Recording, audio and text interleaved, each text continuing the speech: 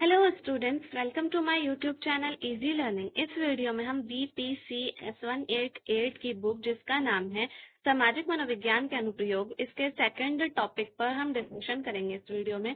तो गाइस, इससे पहले मैं इस यूनिट की एक वीडियो अपलोड कर चुकी हूँ। अगर आपने वो नहीं देखी तो प्लीज वो भी देखिए, उसका लिंक मैं डिस्क्रिप्शन में भी डाल दूंगी। इस वीडियो में जो हमारा टॉपिक रहेगा सर्वे शोध।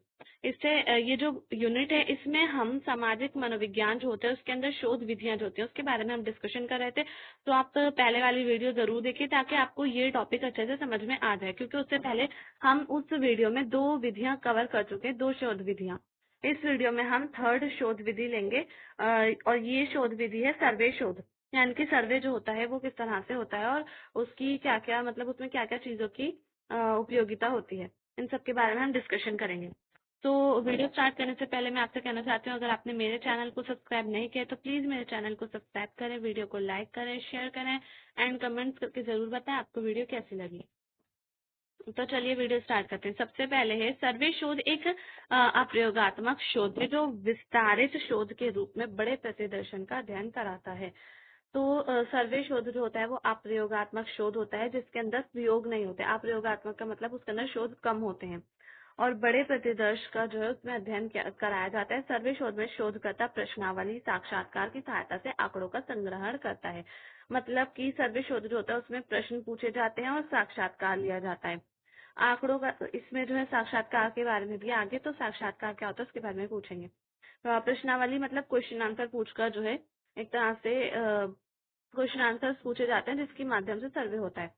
आंकड़ों का संग्रहण जनसंख्या के प्रतिदर्श से किया जाता है। यहाँ पर जनसंख्या से मतलब किसी एक बड़े समूह से है जो कम से कम एक विशेषता के आधार पर बाकी समूह से भिन्न होता है।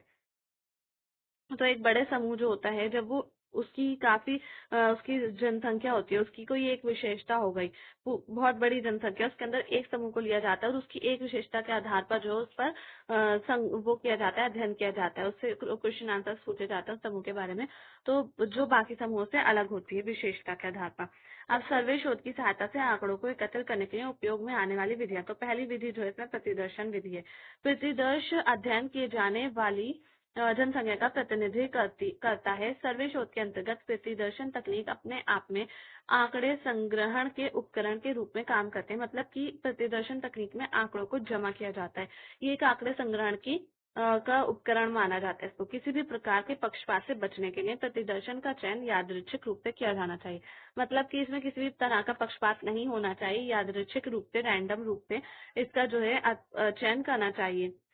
फिश बाउल तकनीक, लॉटरी विधि या स्तर विन्यास का उपयोग इसमें किया जा सकता है। तो ये तकनीक है जो मैंने अभी बोली, फिश बाउल तकनीक या फिर लॉटरी विधि, इन सबका इसमें उपयोग किया जाता है। नेक्स्ट जो है वो इसमें वो है प्रश्नावली। तो क्वेश्चन आंसर्स पूछ के, जैसे प्रश्नावली एक प्रकार की पेपर पेंसिल एवं बहुविकल्पी परीक्षण विधि है जिसमें व्यक्ति को एक सबसे उपयुक्त विकल्प को चुनना होता है, जिससे जो है जो शोध होता है वो पूरा हो जाता है। शोधकर्ता कम समय में प्रश्नावली की सहायता से बड़े प्रतिदर्शन से आंकड़ों का संग्रहण कर सकता है। प्रश्नावली को तीन तरह से उपयोग किया जाता है।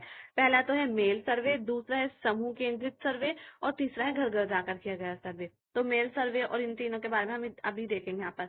मेल सर्वे, इस विधि में शोधकर्ता एक प्रश्नावली का ईमेल की सहायता से बहुत सारे प्रतिवादियों को भेज सकता है। तो ईमेल कर दी जाती है काफी सारे लोगों को और फिर उसके बाद वो उस ईमेल का आंसर करते हैं। फिर इस तरह से जो है आंकड़े वो इकट्ठे हो जाते हैं, संग्रहण कर लिया जाता है। ये एक सरल, कम खर्च एवं कम समय में लेने वाली विधि है। कम सरल भी आसानी से हो जाता है, मेल कर दो फिर उसके बाद आंसर मिल जाएगा। कम खर्च होता है, फोन से किया जाता है, नेट से होता है वो, और उसमें टाइम भी कम लगता है। इस विधि से बड़े एवं विस्तृत उत्तरों को प्राप्त करना आसान नहीं है। तो मेल जो होती है उसमें हम ज्यादा लंबे लंबे जो उत्तर होते हैं उनको नहीं प्राप्त कर सकते, तो इसलिए उसके लिए समूह में प्रश्नावली का उपयोग किया जाता है। समूह प्रश्नावली या फिर घर घर जाकर सर्वे किया जाता है। तो ये प्रश्नावली, समूह में प्रश्नावली विधि जो होती है इसके अंदर एक परंपरागत विधि है ये, और इसमें विधि में शोधकर्ता जो होते हैं वो बहुत बड़ी मात्रा में सहभागियों को एक निश्चित समय व स्थान पर बुलाते हैं। मतलब कि एक जगह पर एक जो प्लेस होता है वहां पर बुलाकर इकट्ठा कर लिया जाता है उन लोगों को, और इस तरह शोधकर्ता समूह के रूप में सभी सहभागियों को संचलित प्रश्नावली देते हैं। उनको एक प्रश्नावली दी जाती है और फिर सहभागी जो होते हैं उस प्रश्नावली पर प्रतिक्रिया देने का मतलब वो जो सहभागी होते हैं उस प्रश्नावली पर अपना फीडबैक देते हैं, प्रतिक्रिया देते हैं। इस विधि का सबसे बड़ा फायदा ये है कि सहभागी अपने संदेह के बारे में जानकारी प्राप्त कर लेते हैं। अब इसके बाद है घर घर जाकर किया गया सर्वे, थर्ड पॉइंट है। तो इस विधि में शोधकर्ता घर घर जाकर उस प्रश्नावली को सहभागियों को देते हैं और उसके बाद एकत्र करते हैं। तो जैसे आपके घरों में भी हुआ होगा, कभी कभार आपने देखा होगा घर घर लोग आकर जो है वो सर्वे करते हैं और उसके बाद उन सारी जानकारी को इकट्ठा करते हैं। इस विधि का लाभ ये है कि सहभागी अपनी सुविधा के अनुसार समय चुनकर प्रश्नावली पर प्रतिक्रिया देते हैं। तो जिन लोगों के साथ सर्वे किया जाता है या फिर जिन लोगों के घर पर लोग आए होते हैं सर्वे करने के लिए, वो अपनी मर्जी से जो है अपने समय के मतलब अपने टाइम के हिसाब से अपनी जो है फीडबैक वो दे सकते हैं। अब इसमें साक्षात्कार के बारे में बताया जा रहा है। साक्षात्कार नेक्स्ट टॉपिक है। साक्षात्कार दो व्यक्तियों के बीच सामने सामने की अंत्यक्रिया है जिसमें शोधकर्ता को अधिक सच्चे, शुद्ध एवं प्रतिक्रिया मिलती है। तो साक्षात्कार जो होता है वो दो व्यक्तियों के बीच होता है। सच्चे मतलब जो लोग आमने सामने बैठकर क्वेश्चन आंसर पूछ रहे होते हैं, साक्षात्कार हो रहा होता है, तो वो सच सच उनको सच सच आंसर देना होता है, वो सच ही आंसर देते हैं। तो उसमें जो है उत्तर किए जाते हैं और इसी तरह से जो है फीडबैक मिलता रहता है। इस विधि में शोधकर्ता साक्षात्कार देने वाले व्यक्ति के साथ प्रत्यक्ष रूप से कार्य करता है, मतलब कि आमने सामने बैठकर कार्य किया जाता है। तो ये हमारा नेक्स्ट पॉइंट था इसी टॉपिक का। तो साक्षात्कार जो होते हैं वो कई तरह के होते हैं, उसके बारे में बताया जा रहा है। सबसे पहले संचरित साक्षात्कार। संचरित साक्षात्कार में शोधकर्ता योजना बनाकर प्रश्न पूछता है। मतलब वो एक पूरी तरह से योजना बना लेता है, क्वेश्चन जो जो उसको पूछने होते हैं वो एक लिस्ट बना लेता है उनकी, फिर पूछता है और उन्हीं प्रश्नों को जो है वो साक्षात्कार देने वाले व्यक्ति से पूछा जाता है, फिर वो उनके आंसर दे देते हैं लिस्ट बनाकर। असंरचित साक्षात्कार जो होता है वो इसका अपोजिट होता है। इसमें जो शोधकर्ता होते हैं वो साक्षात्कार देने वाले व्यक्ति से बिना किसी पूर्व योजना के, यानी कि पहले से योजना नहीं बनाते हैं, स्वतंत्र रूप से कोई भी क्वेश्चन पूछ लेते हैं वहीं बैठे बैठे, और फिर जो वो व्यक्ति होता है फिर उसको भी एज इट इज आंसर देना होता है जो क्वेश्चन पूछे जाते हैं, तो वो डायरेक्टली आंसर देते हैं। तो इस वजह से जो है उनका साक्षात्कार सही होता है। तो ये दोनों तरह से साक्षात्कार हो जाता है। अब तीसरा जो पॉइंट है साक्षात्कार का, तीसरा प्रकार है वो टेलीफोनिक साक्षात्कार। तो समय एवं धन की बचत को ध्यान में रखते हुए शोधकर्ता प्रायोजक को कॉल करके अंत्यक्रिया करते हैं एवं प्रश्न पूछता है। टेलीफोनिक साक्षात्कार नाम से समझ में आ रहा है, जो जिन लोगों से साक्षात्कार किया जाता है, जो शोधकर्ता होता है उन लोगों को फोन करते हैं और फिर उनसे क्वेश्चन आंसर पूछते हैं और फिर उसके बाद उनका साक्षात्कार हो जाता है। तो इस तरह से ये जो तीनों विधियां थी साक्षात्कार की वो कंप्लीट हो जाती है। अब जो हमारा सर्वे वाला साक्षात्कार था या फिर शोध था और सर्वे था, शोध सर्वे या फिर सर्वे शोध, वो कंप्लीट हो गया वो टॉपिक। नेक्स्ट विधि जो है हमारी ऐतिहासिक शोध है।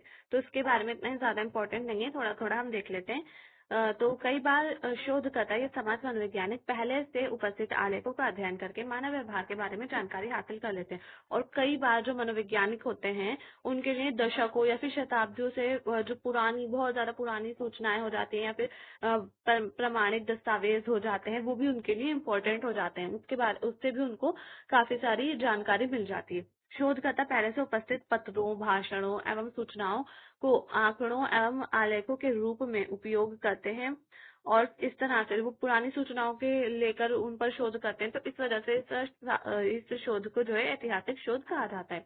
शोधकर्ता इंटरनेट से संबंधित साधनों जैसे कि वेब, संचार, मीडिया, इलेक्ट्रॉनिक डेटा आदि का विश्लेषण करके व्यक्ति के व्यवहार के बारे में जानकारी एकत्रित करते हैं या फिर जमा करते हैं।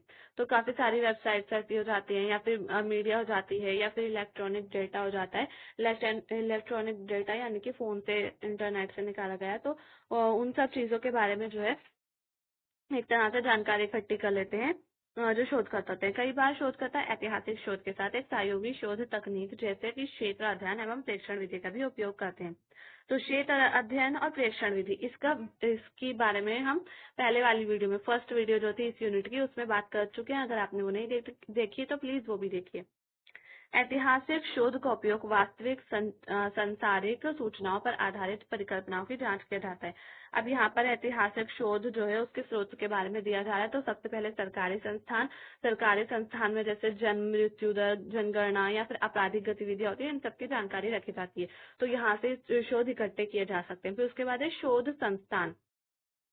हाँ, तो इसके अंदर जो है संस्थान पहले से वर्तमान में चली आ रही स्थिति एवं भूत में हो चुकी शोध के परिणामों की जानकारी प्रदान करता है। जो वर्तमान में स्थिति है या फिर भूतकाल में जो स्थिति हो चुकी है, पास्ट में जो हो चुकी है, उन सब की जानकारी यहाँ पर होती है। स्कूल एवं शिक्षा संस्थान, तो स्कूल और शिक्षा संस्थान में जो है बच्चों के जो स्टूडेंट्स होते हैं, उनके पेरेंट्स होते हैं, उनके साथ साथ स्कूल की जो जो शिक्षा संस्थान है उन सबके बारे में भी सारी जानकारियां होती है, वो सब वहां से प्राप्त की जा सकती है। फोर्थ पॉइंट है व्यापार एवं उद्योग। तो कर्मचारी, उद्यमी एवं संबंधित मामलों की जानकारी व्यापार एवं उद्योगों से मिलती है। इन सब के बारे में इसमें पता होता है। आगे से है संबंधी शोध, और उसके बाद ये नेक्स्ट विधि शोध की, और उसके बाद ये जो यूनिट है कंप्लीट हो जाएगा आपका। और ये लास्ट वीडियो है इस यूनिट की। ये एक अप्रयोगात्मक शोध विधि है जिसके शोधकर्ता चरों के बीच संबंध जानने का प्रयास करते हैं। तो ये जो है एक अप्रयोगात्मक शोध विधि है, यानी कि इसमें कोई प्रयोग नहीं किया जाता। चर होते हैं, आसपास की जो चीजें होती है उनके बारे में जानने का प्रयास किया जाता है, उनके साथ संबंधों की जांच की जाती है। शोधकर्ता कुछ चरों को पहचान कर ये जानने की कोशिश करता है कि उन चरों के बीच संबंध किस हद तक या फिर किस हद तक, यानी कि एक चर में परिवर्तन होने पर दूसरे चर में कितना परिवर्तन आता है।